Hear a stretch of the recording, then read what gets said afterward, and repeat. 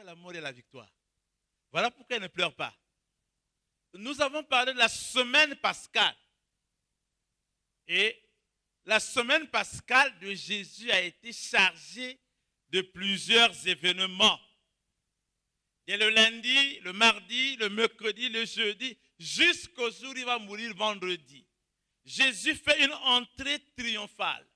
C'est à dessein, la semaine où il va mourir, il montre à tout le peuple d'Israël qu'il est le Messie.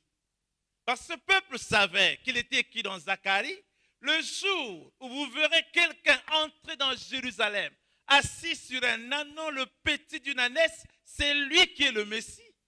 Et il savait qu'il est en train de retourner vers le Père. Il a accompli cette prophétie-là. Ça a suscité la colère des religieux ou des chefs religieux juifs. Mais il le fait. Et quand il entre dans Jérusalem, la dernière semaine, il part purifier le temple. C'est là où il dit que la maison de mon Père sera appelée une maison de prière. Mais vous avez fait une caverne de voleurs. Tous dans la même semaine. Quand il finit de purifier le temple, il part dormir à Béthanie. Béthanie et Jérusalem, il n'y avait pas trop de distance. Donc il sort de là, il dort à Béthanie. Et comme il part à Béthanie, il fait le miracle de Lazare aussi. Il le ressuscite. Jésus ressuscite Lazare. Lui qui est la résurrection de la mort. Pendant cette même semaine, Marie, dans l'évangile de Jean, la sœur de Lazare, va répandre sur Jésus un parfum de nard, de grand prix, pour symboliser sa mort. L'acte était prophétique. Toujours dans la même semaine, Jésus va donc instituer la Pâque. Notre thème, depuis mercredi, jeudi et aujourd'hui, c'est la Pâque et la souffrance. Pour ceux qui étaient ici le mercredi, nous avons suivi, comment le pasteur Orne l'a expliqué, la Pâque et la souffrance dans l'Ancien Testament. Pour ceux qui étaient ici hier, nous avons suivi comment l'évangéliste Gloire a expliqué la Pâque et la souffrance dans le Nouveau Testament. Nous voulons nous arrêter juste sur Jésus. La Pâque, synonyme de la souffrance. Nous parlerons de deux sortes de souffrance. La souffrance psychologique ou morale et la souffrance physique. Alors, sur le plan psychologique ou moral, Jésus aimait ses disciples. Il aimait Judas. Ce n'est pas qu'il était contre Judas. Il était son disciple. Et tout ce que les autres ont fait, Judas l'a aussi fait. Quand Jésus a dit, il a envoyé les disciples par deux, aller purifier, guérir, ressusciter, Judas était là. Il a fait les miracles aussi. Donc il y avait cet amour-là qu'il avait pour Judas. Mais c'était difficile pour Jésus de voir celui qu'il aimait beaucoup. Mais c'est celui qui va encore le trahir. À maintes reprises, il le dit, l'un de vous me trahira. Cette parole montrait dans le fond de Jésus cette douleur qui était là. La douleur était aussi de voir que je t'aime. Je te donne le salut. Comment tu ne fais pas un effort de changer?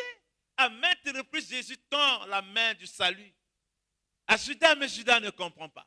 Il était aveuglé par l'argent. Et il appelait Jésus maître. Quand on pose à Pierre la question, qui suis-je? Il dit, tu es le Messie, le Fils de Dieu. Mais Judas appelait Jésus Rabbi. Lorsque nous lisons dans Jean chapitre 13, verset 21, il est écrit, Jésus fut troublé dans son esprit et il dit expressément, en vérité, je vous le dis, l'un de vous me trahira. Jésus fut troublé dans son esprit. Donc c'était une souffrance psychologique qui était là. Il voyait la mort, il savait. Mais la tristesse c'est que toi, Judas, la Bible écrit dans l'Ancien Testament, c'est celui que j'estimais mon égal, mon ami, avec qui on était dans les confidences. C'est lui qui me trahit. Donc c'est cette douleur-là. Mais l'amour était au-dessus de ça. Le fait que Judas va trahir Jésus, c'était quand même difficile pour lui. Jésus a donné beaucoup d'amour pour Judas, mais ce qu'il ressent en retour, c'est la trahison. Jésus a subi cela. Ce que Jésus a subi, nous pouvons aussi le subir. Est-ce que nous avons été trahis quelque part?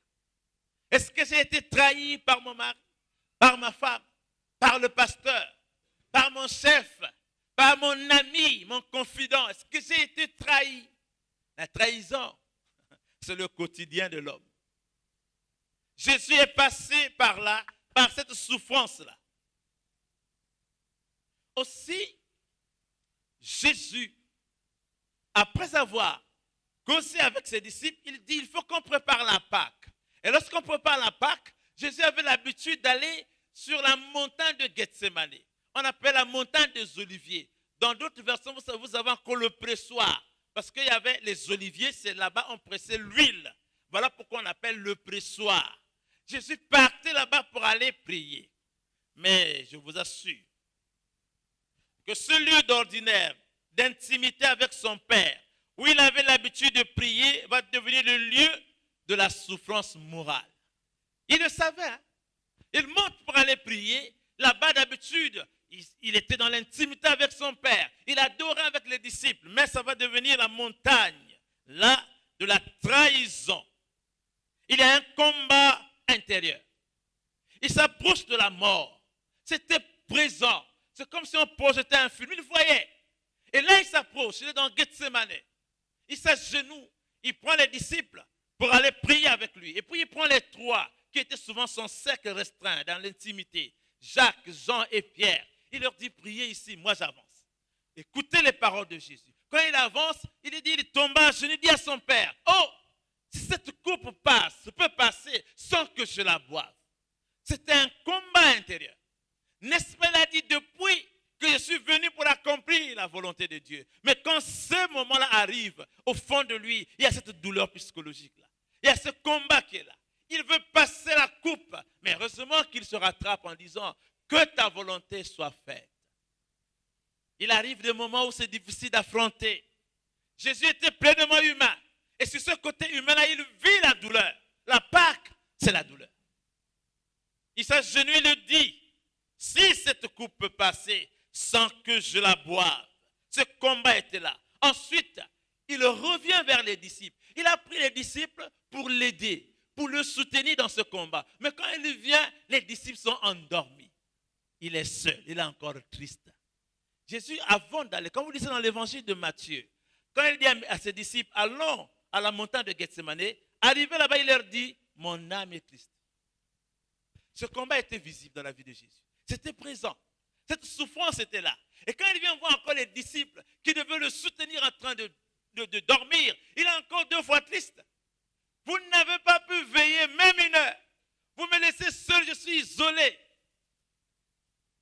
Parfois, il arrive que les amis sur lesquels nous comptons pour un secours nous abandonnent. C'est difficile de mener un combat seul. Quand nous sommes soutenus, c'est bien. Et là, il avait besoin de soutien, mais il était seul. Est-ce que toi aussi, tu mènes un combat seul? Il est écrit dans l'évangile de Luc, pendant qu'il priait, la sueur qui tombait est devenue comme des grumeaux de sang. C'est comme le sang, la couleur était rouge, le sang qui tombait à terre. Il voyait dans ce combat-là. Nous n'avons pas pu, cette année-ci, projeter le film de Mel Gibson, La Passion de Christ. Si nous voyons ce film, quand il joue ce film, c'est vrai que c'est une intrigue, c'est une fiction, mais nous voyons sur la montagne de Gethsémane, derrière, il y a le diable qui rit. Le diable qui rit parce qu'il voit Jésus souffrir. Lorsque le sang coule, plutôt lorsque la sueur devient comme le sang qui coule à terre, et en tant qu'il est en train de combattre, quelque part dans ce film, le diable lui dit, mais abandonne. Pourquoi tu veux mourir? Abandonne. Il y avait beaucoup de pensées qui trottaient. Cette souffrance psychologique était là. Et il était seul. Mais il devait passer par là. Il le savait. Toujours à Gethsémane, lorsqu'il est là en train de prier, la Bible dans l'évangile de Matthieu nous dit à 3 reprises, il est parti prier pour demander à Jésus. Je ne sais pas si vous comprenez ça. La première fois, il dit à son père plutôt, si cette coupe peut passer. La deuxième fois, il le répète. La troisième fois, il le répète. Si cette coupe peut passer. Ce n'était pas facile alors. Il était au plus à un combat terrible. Si cette coupe peut passer. Et quand il vient pour la troisième fois, il dit, levez-vous, vous dormez. Voici celui qui me trahit arrive. Il savait. Et là, subitement, Judas apparaît. Pourquoi Judas a trahi Jésus? C'est la question qu'on se pose en fait. Pourquoi il a trahi? Alors que, regardez, Judas a abandonné tout ce qu'il faisait pour Jésus. Judas a passé une partie de sa vie avec Jésus. Il pouvait faire beaucoup de choses. Est-ce que Judas aimait Jésus? Disons peut-être, mais l'amour vrai, c'est jusqu'au bout. Pas celui qui nous abandonne en chemin. Judas aimait l'argent.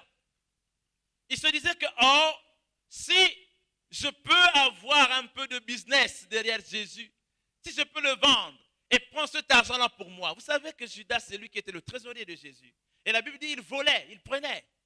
Et quand on est en train de faire la nuit où Jésus institue la scène, c'est-à-dire la Sainte Seine, parce que c'était d'abord la Pâque juive, et le jour où Jésus dit ceci est mon corps en prenant le pain, ça devient la Pâque chrétienne. On a dit ça hier, on met S à la fin, Pâque chrétienne. Ceci est mon corps. Quand nous lisons dans l'évangile de Jean, vous savez, quand vous lisez un récit qui revient dans les 4 évangiles ou dans les 3 évangiles, lisez les 4 ou les 3, parce qu'il y a des informations complémentaires que vous allez avoir. Parce que celui qui écrit peut négliger cet élément-là parce qu'il se focalise ici. Or, l'autre fait ressortir cela. Donc, Jean nous montre que lorsqu'on est en train de faire la Sainte Seine, Jésus dit, comme j'ai lu ici, là, il fut troublé dans son esprit, il dit, l'un de vous me trahira. Il le dit. Et chacun dit, est-ce que c'est moi? Ils sont aussi tristes. Et même Judas dit, est-ce que c'est moi? Mais tu l'as dit. Celui à qui je donnerai le pain trempé, il a trempé le pain dans la soupe, il a donné à Judas. Il est écrit, quand Judas prit le pain, le diable entra en lui. Donc il y avait une porte ouverte. Et lisez la suite. Dès qu'il a pris le pain, il est sorti. Et Jean le dit, c'est un petit détail, mais c'est important. Judas est sorti, c'était la nuit. Son âme était déjà dans la nuit. Les ténèbres du péché enveloppaient son âme. Et il était derrière l'argent. Et il fouillait, l'amour de l'argent le conduisait. Il était dans la nuit. Et il n'est jamais revenu dans la lumière. Il est parti dans la nuit. C'était fini pour lui. Quand Jésus, à la suite, ceci est mon sang, il n'était plus là. Et c'est ce Judas-là qui vient donc. Il apparaît aussi, lisez bien dans l'évangile de Jean. Il apparaît la nuit, même dans Matthieu. Il apparaît encore la nuit. Pour venir arrêter Jésus, c'était la nuit. Les gens venaient avec les lampes, torches et autres. Donc, il est resté dans la nuit. Mais Jésus est venu nous sortir de la nuit. Parce qu'il dit, je suis la lumière du monde. Celui qui me suit ne marchera pas dans les ténèbres, mais il y aura la lumière de la vie. Ne restons pas dans les ténèbres du péché, alléluia. Nous devons sortir. Il revient vers Jésus la nuit. Et Jésus est là avec ses disciples. Il apparaît avec toute l'hypocrisie possible. Rabbi. Oh, Judas. Tu viens avec qui pour m'appeler Rabbi? Et il avait dit, celui à qui je baiserai, je donnerai le baiser. C'est lui, saisissez-le. Et quand il vient, Jésus le regarde encore. Et Jésus sait qu'il est venu pour le trahir. Et là, il y a encore une douleur. Une douleur psychologique, morale qui est là. Quand il regarde Judas la nuit, il dit, Judas, j'étais la lumière de ta vie. Mais tu es parti dans la nuit et tu es revenu dans la nuit. Tu resteras dans la nuit. Il avait cet amour de Judas. Il avait cet amour. Il ne voulait pas que Judas se perde. Mais Judas est endurci par les ténèbres. Et quand il vient, il fait un baiser, Jésus lui dit, c'est par un baiser que tu livres. C'est par un baiser que tu livres le Fils de l'homme, Judas. Quand il le dit, il avait la douleur, la Pâque et la souffrance. Attention, les gens qui nous font des baisers, ils peuvent nous trahir aussi. Hein. Va te faire baiser, mon frère, ma soeur, mais tu ne sais pas ce qui est derrière. Beaucoup de gens ont vécu ça. On était comme ça, des baisers, mais après, c'est la trahison. Nous devons faire attention. Dieu nous interpelle aussi. Alors, je voudrais juste te poser une question. Quelle est la douleur psychologique que tu as toi aussi? Peut-être que c'est le rejet. Non, quand je viens, on me rejette toujours. Peut-être que c'est le mépris. On ne me considère même pas. Je ne prends pas la parole dans ma famille pour parler. Tais-toi, tu vas dire quoi? Ici, c'est l'argent qui parle. Peut-être que c'est la calomnie, les injures. Nous pouvons tous passer par des souffrances psychologiques, comme Jésus. Mais nous devons avoir l'attitude de Jésus. Nous savons que cette douleur psychologique est souvent à l'origine des maladies psychosomatiques, les maladies de l'esprit et du corps. Mon esprit souffre, mon corps aussi souffre. Parce que quand nous souffrons à l'intérieur, c'est après des maux d'estomac, c'est après des vertiges, c'est après beaucoup de choses. Jésus a eu ces souffrances-là. Mais il y a une chose. Nous sommes dans l'évangile toujours de Jean. Pendant l'arrestation, même là, Judas n'a pas compris. Jésus donnait des signaux à Judas, revient. Pendant l'arrestation de Jésus, dans l'évangile de Jean, quand ils viennent comme ça avec les lampes et toute autre chose, Jésus leur demande, vous cherchez qui? Ils disent, nous cherchons Jésus de Nazareth. Jésus dit, c'est moi. Et ils tombent. Tous. C'est sûr que Judas est même tombé aussi. Il tombe. Si Jésus voulait sortir, il pouvait sortir. Il a dit, je peux appeler une légion d'anges pour me protéger. Mais il fallait qu'il passe par là. Il leur a montré ce qui venait juste l'arrêter pour dire que je suis le Seigneur. Vous ne pouvez pas. Je me livre moi-même. Et même quand Judas est tombé avec ces gens-là, il pouvait dire que le gars c'est puissant. Je reviens encore, mais il n'était endurci. Je vous ai dit qu'il est sorti dans les ténèbres. Il est demeuré dans les ténèbres. Nous voulons voir la souffrance sur le plan physique maintenant. C'était sur le plan psychologique. Alors, je parlerai brièvement du procès. Quand on l'arrête, il y a beaucoup de choses que je ne dis pas parce que ma prédication ce soir est juste sur la souffrance. Alors, il y a beaucoup de choses qui sont en train de passer. Parce que je peux expliquer qui a arrêté Jésus. Je vais quand même parler un peu du procès. On arrête Jésus. Vous savez, il y a eu beaucoup d'incohérences dans ce procès-là. Voilà pourquoi on parle d'un simulacre ou une parodie de procès. La loi juive disait qu'on ne juge jamais quelqu'un la nuit. Jamais. Or, en ce moment-là, on a jugé Jésus la nuit. Donc, ils sont en train de bafouer leur propre loi. Mais pourquoi? Parce que dans la tête de Caïphe, le souverain sacrificateur, Jésus devrait mourir. Parce que Jésus était une menace pour Caïphe à 3 niveaux. Sur le plan politique, sur le plan financier et sur le plan religieux. J'ai dit qu'il y a des choses que je ne dis pas, je ne peux pas développer ça. On le juge la nuit. Et quand on le juge, il est là devant. On appelle les faux témoins pour venir témoigner. Celui-ci a dit, celui-ci a dit. Parce que la loi juive disait, pour condamner quelqu'un à mort, il faut la déposition de 2 témoins qui concordent. Donc, celui-là a dit ça ne concordait pas, ils sont là. Et puis on a amené 2 qui vont dire, celui-ci, cet homme a dit, je peux détruire le temple et le rebâtir en 3 jours. Il dit ça comme ça. Mais là aussi, leur témoignage ne concordait pas. Donc, ils ne pouvaient pas arrêter Jésus, ils ne pouvaient pas condamner Jésus sans leur loi. Ce n'est pas montrer la dangerosité de Caïphe. Le plus dangereux dans cette affaire, c'est Caïphe. Caïphe, je vous ai dit que Jésus était une menace pour lui. Si vous voulez, on revient un peu. Sur le plan politique, Caïphe était le chef religieux et en même temps politique. Politique juste au niveau des Juifs. Quand Jésus drainait les foules, il avait peur parce que pendant qu'il y a des attroupements, il peut y avoir ce qu'on appelle la sédition, c'est-à-dire quelqu'un se lève et tue. À cette époque, il y avait un parti religieux qu'on appelle les Zélotes. Les Zélotes voulaient conquérir Jérusalem par la force.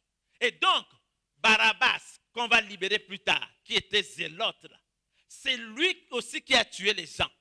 Donc, Caïphe avait peur que lorsque Jésus fait ses prêches avec beaucoup de foule, 3000 personnes, 5000, 10 000, il peut avoir là-bas des séditions. Il avait peur.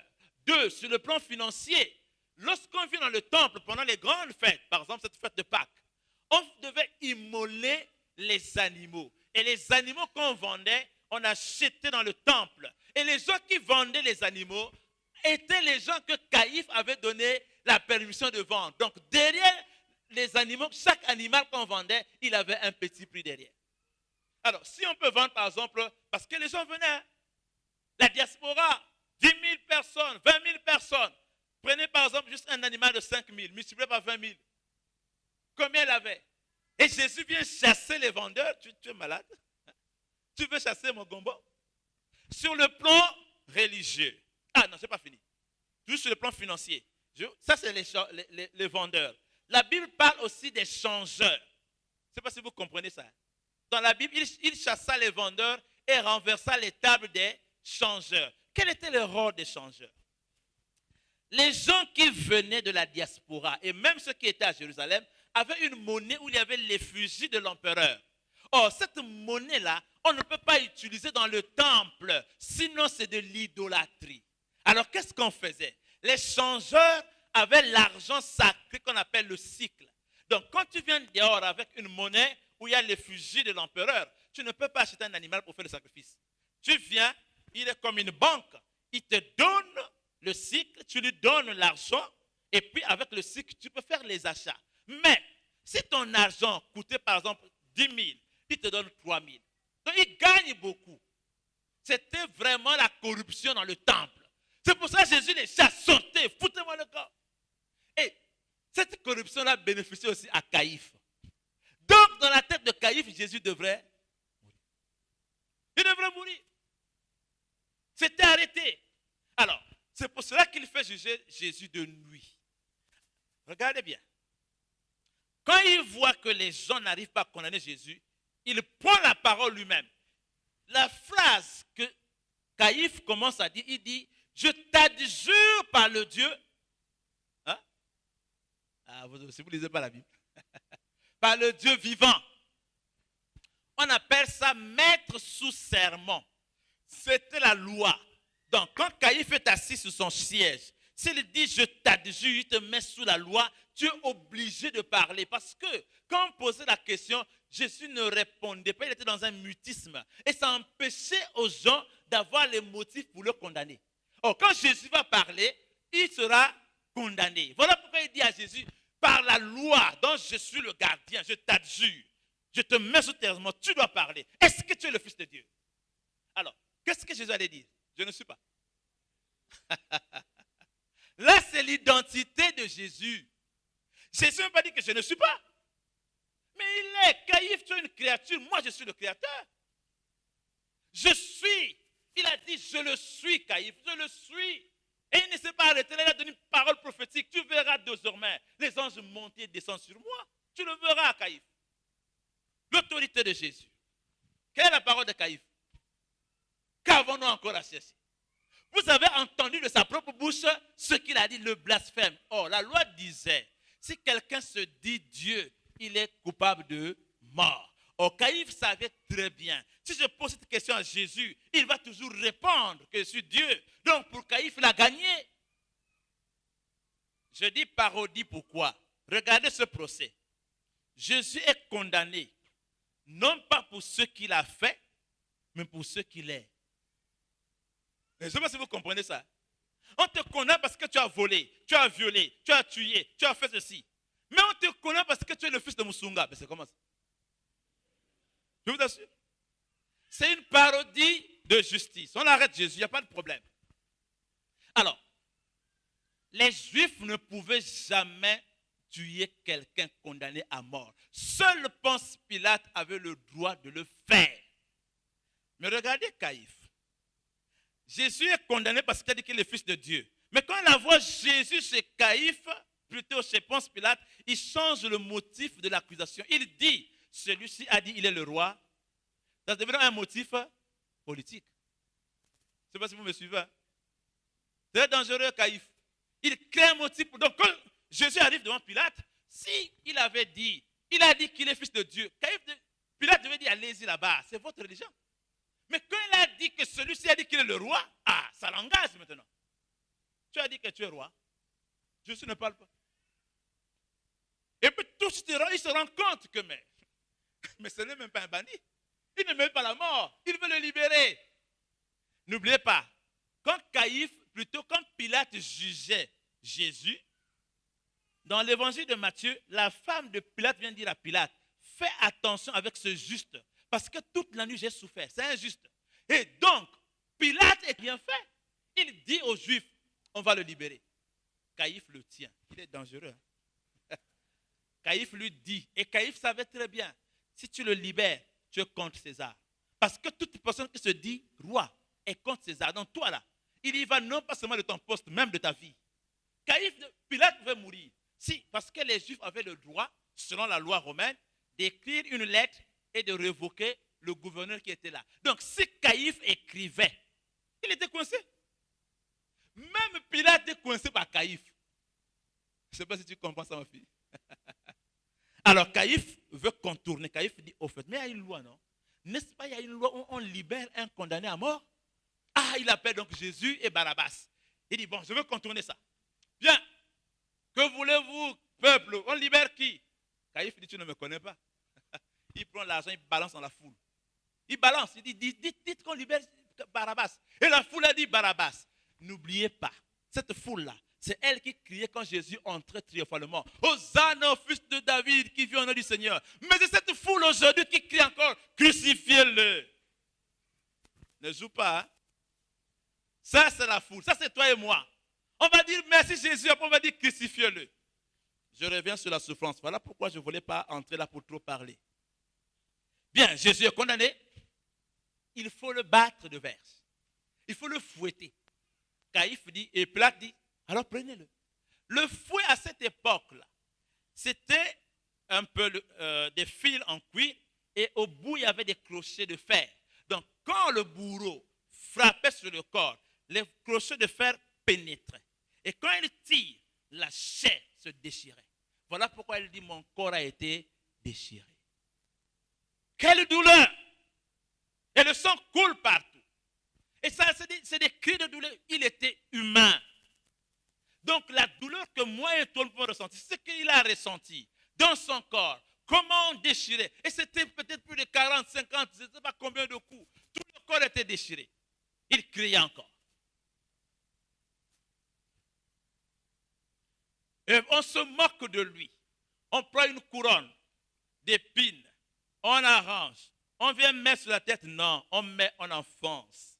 Et l'épine entre ici. Ça entre partout. Voilà pourquoi au niveau de la tête, le sang aussi coulait.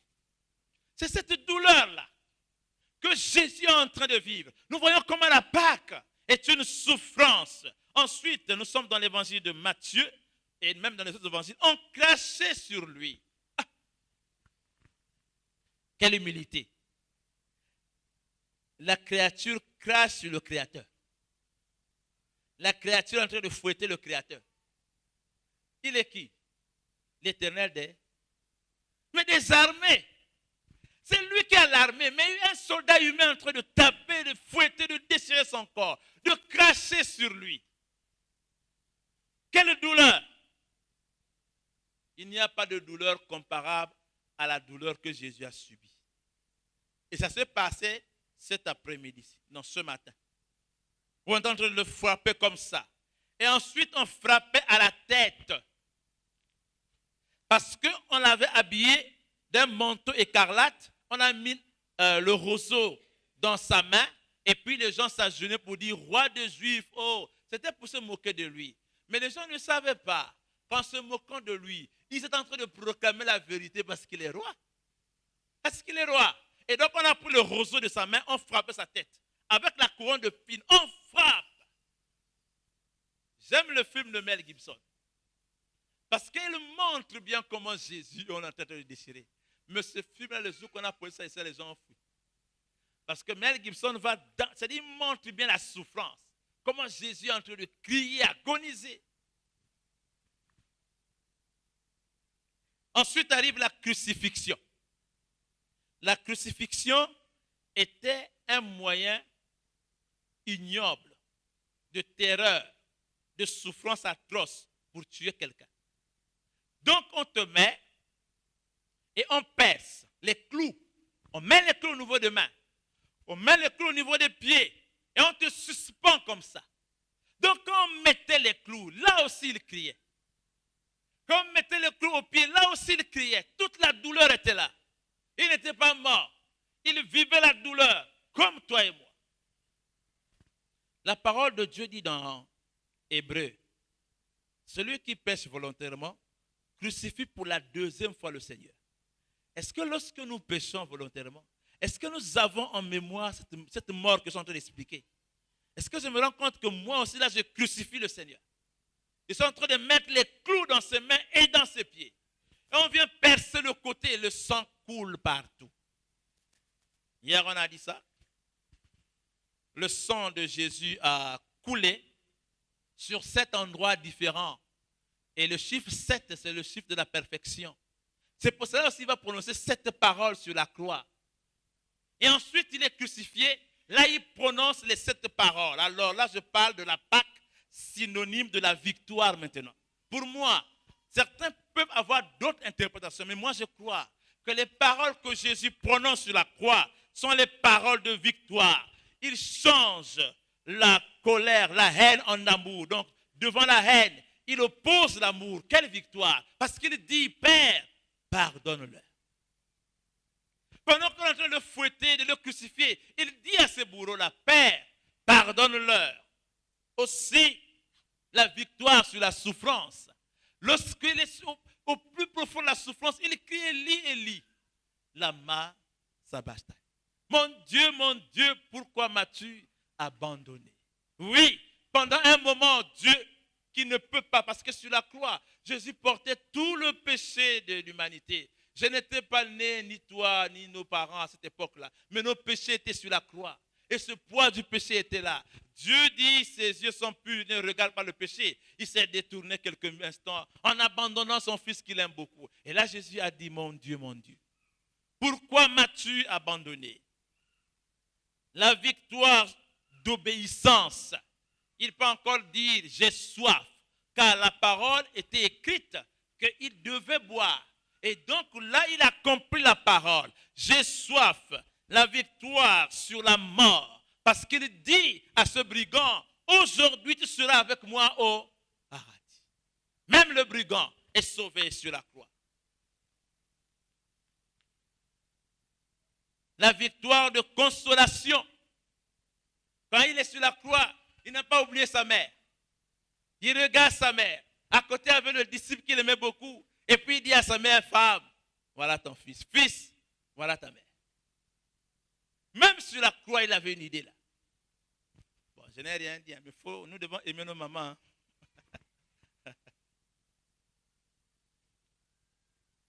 Oui, il y avait aussi une parole de confiance. Père, je remets mon esprit entre tes mains. Et ensuite, une parole de triomphe. C'est la dernière parole dans l'évangile de Jean. Tout est accompli. Accompli pour ma rédemption. Accompli pour mon salut d'abord. Tout est accompli. Et puis tout est accompli pour le reste. Pour ma santé, pour mon évolution. Pour le reste, tout est maintenant accompli. C'est la dernière parole qu'il prononce. Tout est accompli. Oui, sur la croix, il y a aussi eu d'autres victoires. Pendant qu'il est crucifié, il y avait les gardes qui étaient là, qui le gardaient. Tout ce qui se passe sur la croix, ils sont en train de voir. Les 7 paroles que Jésus prononce, ils sont en train de voir. La manière dont Jésus va mourir. Je remets mon esprit entre tes mains, tout est accompli. Ils baissent la tête. Ils sont en train de voir. Alors ils ont vu des milliers de personnes mourir sur la croix. Mais ils n'ont jamais vu quelqu'un mourir comme Jésus. Et ils ont dit assurément, cet homme était le Fils de Dieu. Ce qu'on disait sur lui était vrai. La conversion des gardes. Quelle victoire sur la croix. Il peut encore dire, pendant qu'il était là, lorsqu'il a crié, le voile du temple s'est déchiré en deux. Il est sur le mont Golgotha, lieu de crainte. Mais le temple est loin. Mais là-bas, le temple se déchire. Et il ouvre l'accès du lieu très saint. Maintenant, nous pouvons entrer là-bas. Nous pouvons entrer avec Jésus. Je n'ai pas besoin d'intermédiaire, comme dans l'Ancien Testament. Je n'ai pas besoin de saints, de Marie et autres. J'ai Jésus qui m'introduit directement. Quelle victoire! Et ensuite, toujours sur ce point. Alors, il est écrit, il a porté toutes nos malédictions sur la croix, dans Galates 3, 13. Il a porté toutes nos malédictions. Alors, est-ce que tu as l'habitude de dire que je suis maudit? Si tu as Jésus, tu n'es pas maudit. Amen. Parce qu'il a porté nos malédictions. Lui, selon qu'il est écrit, il s'est fait malédiction pour nous. Les malédictions de la famille, les fondations, quoi là, il a pris cela. Il m'a libéré. Et il est écrit dans Colossiens 2, 14. Il a cloué sur la croix les dominations. L'acte qui nous condamnait, il a déchiré sur la croix. Quelle victoire! Tout ce qui me condamne, qu'est-ce qui me condamne aujourd'hui? Qu'est-ce qu'on a dit dans ma famille? Que tu ne veux pas me marier? Mais je veux dire sorcière, mais Jésus a décidé ce que tu dis. Je veux me marier au nom de Jésus. Tout ce qui peut arriver comme condamnation, Jésus a déchiré. Et il a libéré publiquement ces gens-là sur la croix. Il a triomphé de toutes les dominations, principautés, les esprits et autres. Donc, la mort de Jésus, loin d'être une souffrance, c'est une victoire. Effectivement, tout est accompli. Tout est accompli pour toi, pour moi, pour la victoire. Nous devons vivre la victoire. Mon Dieu a tout payé, il est. Mon Dieu a tout payé, il est. Oui, sur la croix, il a payé, il est le mal. À Golgotha, il a payé. Maintenant, je peux danser, oh, oh, mon Dieu a tout payé. Ah oui, je peux danser, oh, oh, mon Dieu a tout payé. Oui, pour mes péchés, il a payé. La maladie, il a payé. Ah, pour mon salut, il a payé. Et toute ma vie, il a payé. Moi, je peux chanter. Oh, oh, mon Dieu a tout payé. Ah oui, je peux chanter. Oh, oh, mon Dieu a tout